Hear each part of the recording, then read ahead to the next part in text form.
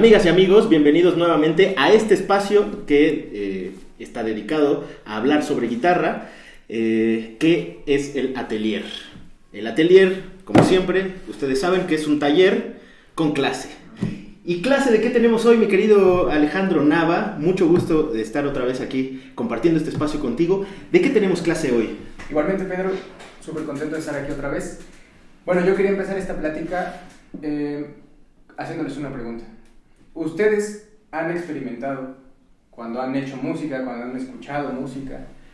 Hay un momento como de arrebato, ¿no? De percepción total del sonido. Cuando tocas y no te das cuenta qué pasó, todo salió muy bien, pero no sabes qué hiciste, ¿no? ¿Qué es eso? ¿O ustedes lo han sentido? Pues yo lo he sentido algunas veces, pero quisiera preguntarte y aprovechar para presentarte y decirte que me da mucho gusto estar nuevamente contigo. Joaquín Vega, el maestro Joaquín Vega, también está en el Atelier, como siempre. Este es un proyecto de nosotros tres. Y a esta pregunta, ¿qué respondes tú, Joaquín? Bueno, yo sí he tenido algunos momentos, se podría decir sublime, ¿no? Con la experiencia interpretativa. Recuerdo vívidamente un par de ellos, ¿no? Que de pronto la concentración es tal o el momento es tan bello que me lleva a algo que yo mismo no he podido entender, ¿no? Y recuerdo mucho, por ejemplo, una experiencia que tuve tocando con compañeros del CCH, desde que yo estaba como egresando del taller de guitarra del CCH Vallejo.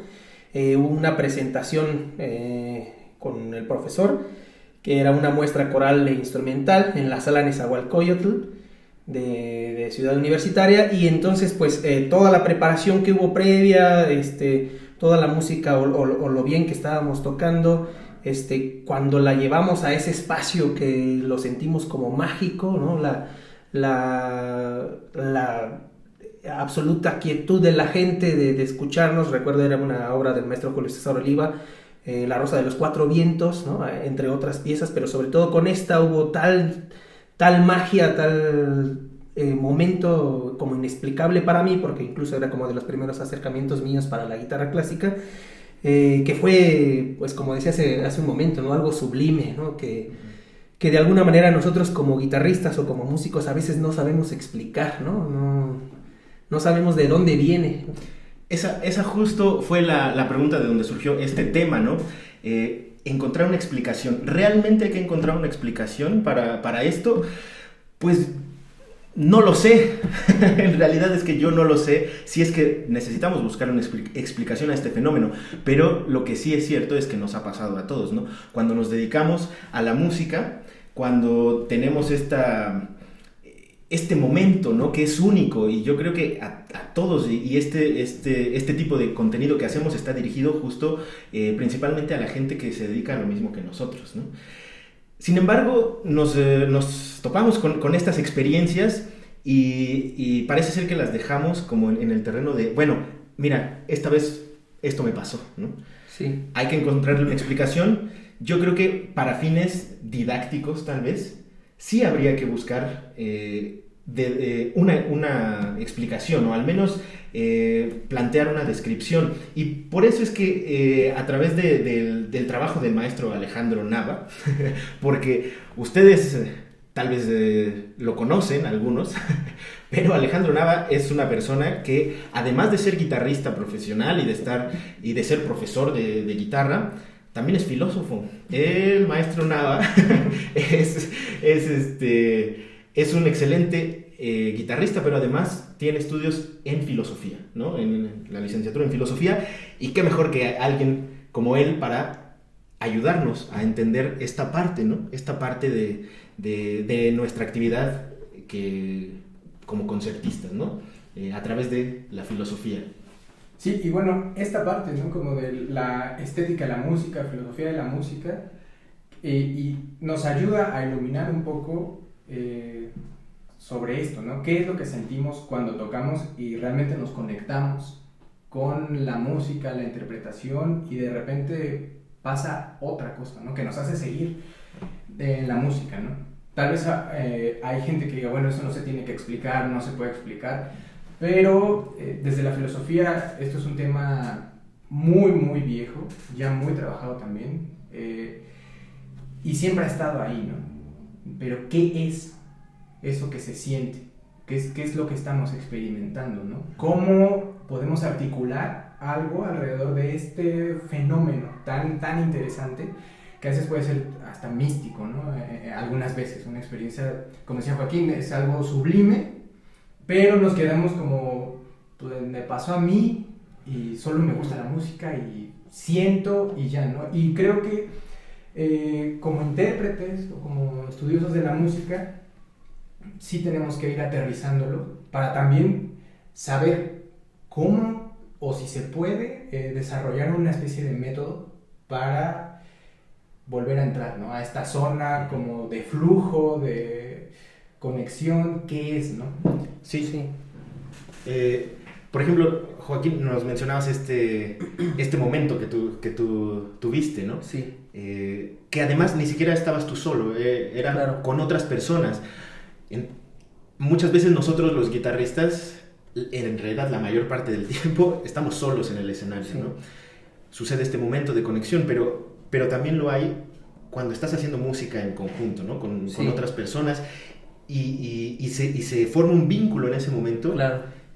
Sí, porque específicamente hablando de este mismo ejemplo que di, no solamente fue como lo que se sintió en el ambiente hacia las personas que nos estaban escuchando, sino entre nosotros mismos, ¿no? Habíamos desarrollado tal habilidad de escucharnos y de llevar la música al mismo tiempo, digamos, en las clases con el maestro, pero ese momento además tuvo esto especial, ¿no? Uh-huh. Entre nosotros y a su vez hacia los demás. Ahorita tengo poco contacto con alguno de estos compañeros, uno de ellos sí siguió también en la música y no le he preguntado específicamente qué sintió él en ese momento, ¿no? Pero estoy seguro de que hubo una conexión especial, ¿no? Y bien decías, o sea, ¿vale la pena o no nombrarlo? ¿Qué es? ¿Cómo lo desciframos? Pues yo también me declaro ignorante, ¿no? De un tema tan profundo como ese, pero definitivamente hay algo, ¿no? O sea, si no, sería exactamente lo mismo estar practicando en mi casa que cuando yo voy a interpretar hacia las demás personas, ¿no? Sería exactamente lo mismo, ¿no? Claro, o sea, la situación del escenario es un momento único, no se puede ensayar, ¿no? Lo que pasa en ese momento, lo que uno da, pero sobre todo sí necesitamos estar preparados para reaccionar ante eso. ¿Por qué? ¿Qué es lo que pasa muchas veces? Que está todo este flujo ahora nos ayudarás Alex a nombrarlo quizá, pero está todo este flujo de energía, de que nos transformamos incluso nosotros en otra persona, en un personaje quizá, pero muchas veces puede llegar a ser abrumador, tan abrumador que nos enfrentamos al escenario ya con cierto miedo, ¿no? De que todo eso nos rebase, ¿no? Y eso tal vez es lo que vale la pena nombrarlo para trabajarlo y que el resultado de esta sensación sea la mayor parte del tiempo positiva, ¿no? Exacto. O sea, este fenómeno, ¿no? Que es que los nervios o es que en el escenario me pasó. Lo que sucede ahí es que, como decíamos, ¿no? Estar en el escenario es una cosa que te obliga a vivir el momento, estar en el tiempo real, tocar en tiempo real, ¿no? Cuando estás estudiando es como, bueno, me equivoqué, hubo un detalle, me regreso, nadie me está viendo y no pasa nada, ¿no? Sí. Pero acá tengo que seguir sí o sí. Y también pocas veces estudiamos así, ¿no? Claro. Entonces, esto también, con la conciencia de esta experiencia, puede ayudar a cambiar tu forma de estudio, ¿no? Uh-huh, sí. Estudiar para ese momento, como dices, y que no te agarre de sorpresa, que no te dé miedo y que haga que se te olvide hasta... Es que estaba sintiendo demasiado y no sé por qué. Sí. No sé ni qué era, ¿no? Claro. Entonces, Lo interesante o lo que a mí me gustaría hacer es aterrizar un poquito esa experiencia para poderla trabajar, como comentas, Pedro, ¿no? Entonces, en la filosofía hay muchos caminos que hablan sobre esta experiencia, ¿no? Del experimentar lo bello, lo sublime. Desde Kant, por ejemplo, él habla de esto, pero hay una rama de la filosofía que es la fenomenología, que explica el aparecer de los fenómenos. ¿Cómo te relacionas tú con el mundo? Entonces, explican la forma en la que veo, en la que me imagino cosas, en la que percibo el mundo y percibo el sonido.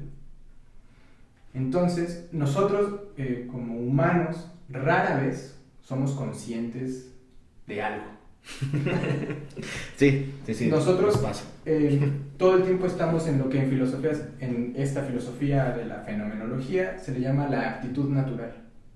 Y es como un estado donde eres funcional, pero realmente no eres consciente, ¿no? Entonces, los momentos de lucidez que tenemos en la vida, que son contados, son justo cuando entramos a esto. Que se puede dar en muchas ramas, ¿no? No solo en la música, pasa en la pintura, en la escultura, en las artes es mucho más quizás evidente, ¿no? Estos momentos de genialidad o de inspiración. De inspiración. Exactamente, ¿no? Pero puede pasarle a un abogado, le puede pasar a un dentista. Que esté haciendo algo que le hace feliz, ¿no? Exacto. Lo que sucede ahí es que nosotros entramos en la percepción total de un fenómeno. Percibimos una sola cosa con toda nuestra atención, con todos nuestros sentidos. Y es ahí donde puede surgir esta experiencia, esta sensación de... Eso es ser consciente del sonido, de una cosa, del performance, de tu cuerpo. O sea, que a veces nosotros como intérpretes llegamos por intuición, ¿no? O por tanto que te preparaste y dices, bueno, pues ya me aviento y a ver qué pasa. Sí, porque esa es otra cosa, ¿no? Si yo no estoy lo suficientemente preparado técnicamente, pues definitivamente no me voy a conectar en el escenario con nada, o no voy a sentir esto bello, al contrario, voy a estar sufriendo todo el tiempo si yo no estoy técnicamente bien preparado, ¿no? Claro. Sí, por supuesto que en este sentido me llama mucho la atención esto que dices de ser conscientes, y que en realidad la mayor parte del tiempo de nuestra vida, si lo pensamos, no estamos conscientes, estamos como en automático, ¿no?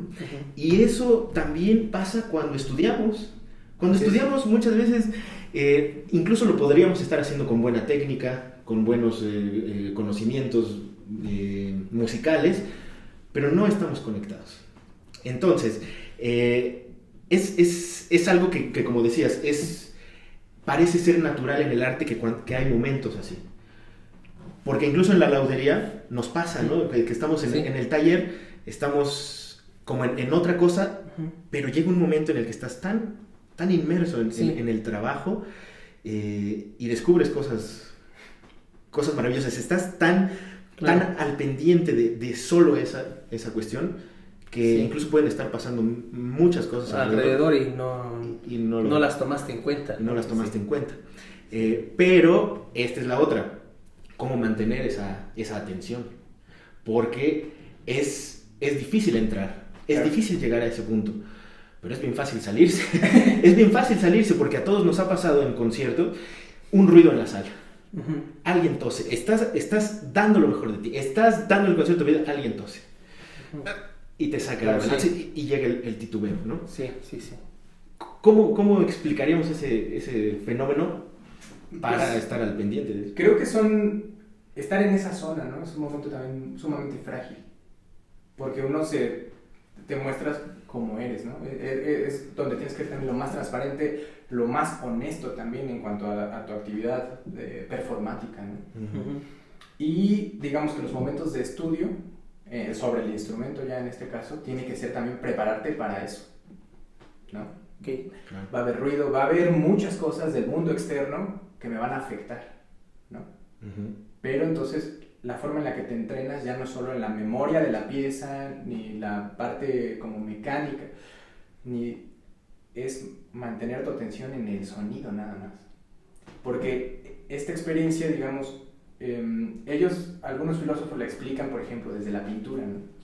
Dicen, cuando ves una pintura, tú ya no estás viendo qué formas hay ahí, en este sentido de percepción total, ¿no? Ya no ves qué formas hay ahí, ni qué colores, ni nada, ¿no? Tú te conviertes en el trazo, te conviertes en la textura, en el color y te pierdes. Eres ese naranja absoluto, un azul total también, ¿no? Te puede pasar al ver el cielo y ese azul te llena por completo y pierdes casi tu conciencia de tu cuerpo aparentemente, ¿no? Estás atrapado por el paisaje y después regresas.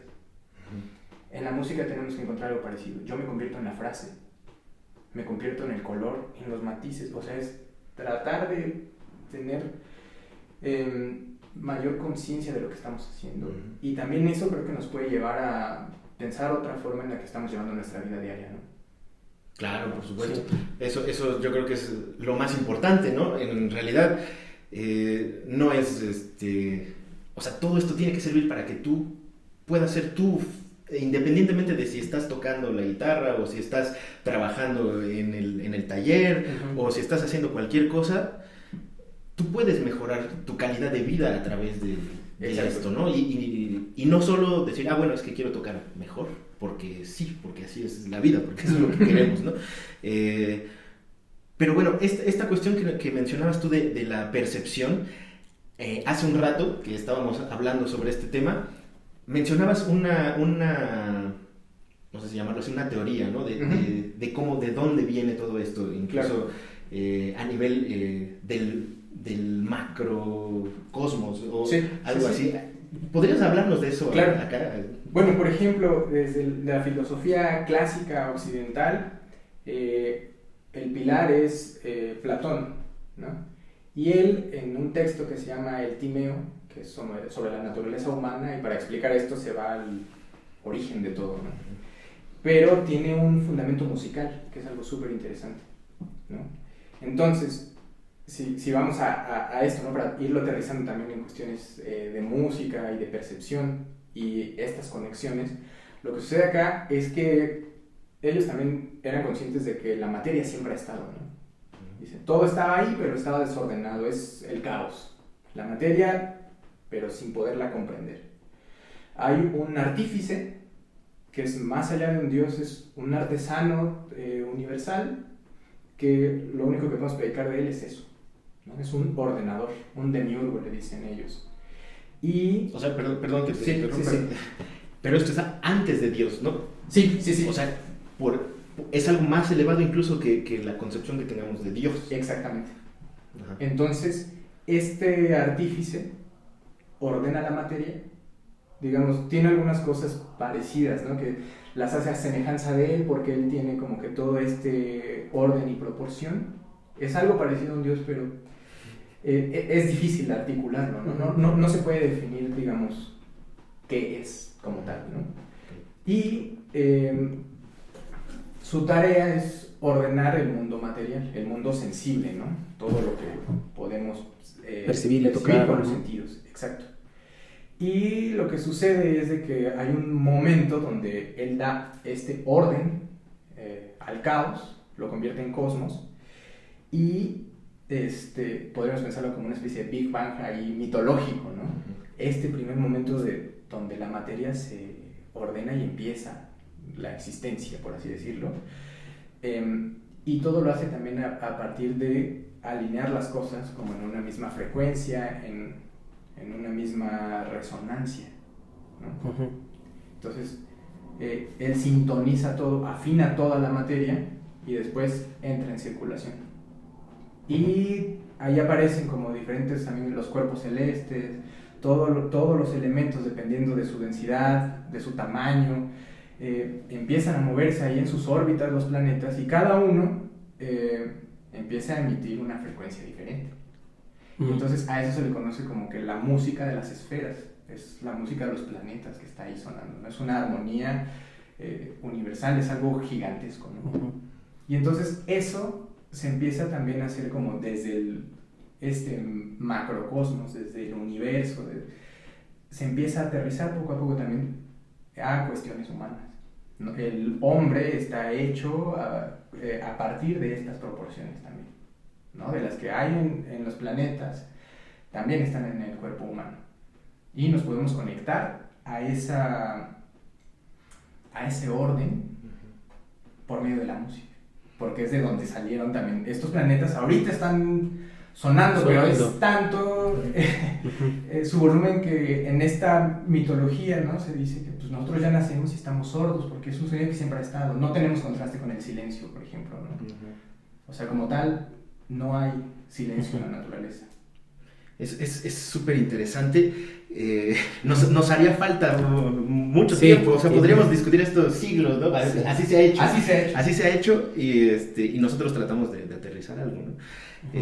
Algo que nos sea útil. Pero es muy interesante que, por ejemplo, cuestiones filosóficas de la existencia misma se vean en términos musicales, ¿no? Sí. O sea, se considere como que en el principio es música, ¿no? Así porque es movimiento, claro, ¿no? Y este movimiento va generando ciertas reacciones como encadenadas desde lo más grande hasta nosotros. Hasta nosotros en ese momento.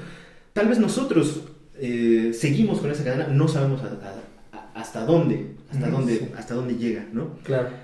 Pero entonces quiere decir que en ese momento deberíamos de transformarnos, ¿no? Sí. Transformarnos en un vehículo para que todo eso fluya. Así es. No es fácil ese entrenamiento. No, y además en ese sentido yo, quería preguntarte, Alex, que uno como instrumentista o como guitarrista, ¿qué autores tendríamos que revisar para entender un poco esto que nos está pasando, ¿no? Esto que cuando conectamos como con la música en sí, o con los escuchas, o con los compañeros, todos estos fenómenos que nos pasan,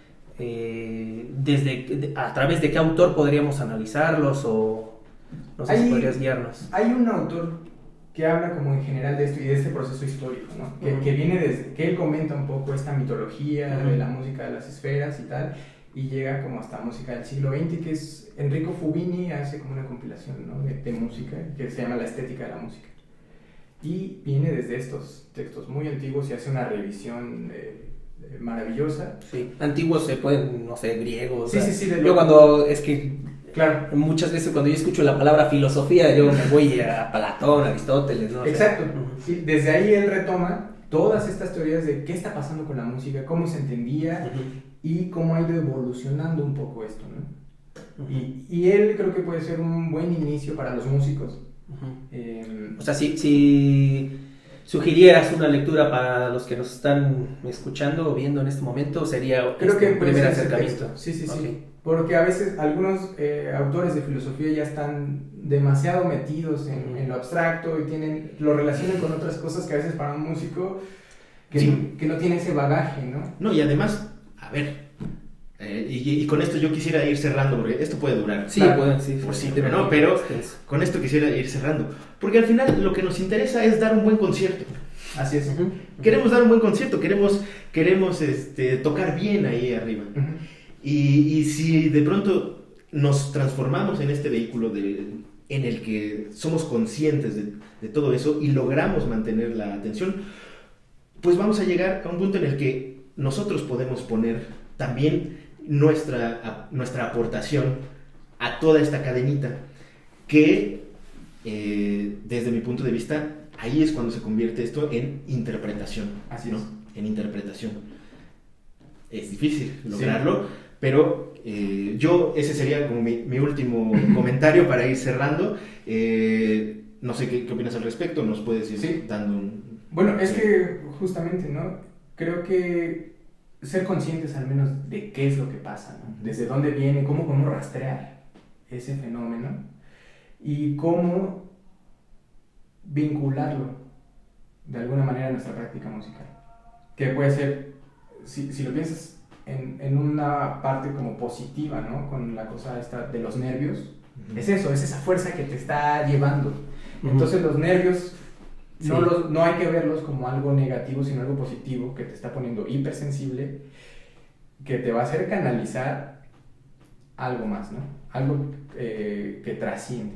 ¿Y qué es para ti algo que trasciende, Joaquín? Vamos cerrando esto. Sí, bueno, en ese sentido como de interpretativo, pues es la música en sí, ¿no? O sea, yo siempre he pensado que de nada sirve que seas el gran músico si no lo vas a compartir con los demás, ¿no? Claro. Y entonces el analizar estos fenómenos, o digamos al menos ponerle cierto nombre, por lo menos en tu cabeza, pues te van a ayudar a interpretar, ¿no? Claro. Sí, pues, y a manera de consejo, pues justamente esto yo les podría decir a los que nos escuchan, pues esto, ¿no? O sea, nosotros somos, digamos, ignorantes en esto, ¿no? Pero si hubiera quien nos pudiera guiar, bueno, ya está la recomendación de acérquense a tales lecturas o así, ¿no? O incluso uno mismo hacer estos ejercicios de introspección, ¿no? ¿Qué sentí? ¿Qué pasó? Claro, porque un último comentario, ya quizá un poco más práctico, ¿no? No hay nada como el escenario. Uh-huh. No hay nada, no se toca igual en ninguna otra circunstancia que cuando, como lo decías tú, sí, estamos compartiendo o estamos sirviendo. Sí, con algo o con alguien más, ¿no? Exactamente. Sí. Exactamente. Por ejemplo, ahora que todos estamos produciendo contenido y hacemos videos, nos grabamos en nuestra casa, pero tú te das cuenta, puedes sacar un video de ti tocando, muy bien, todo muy estable, pero hay esta producción y se oye bien. Pero lo haces en concierto y no hay comparación con la calidad que se desprende de una situación así. O que se percibe de toda la experiencia. Claro.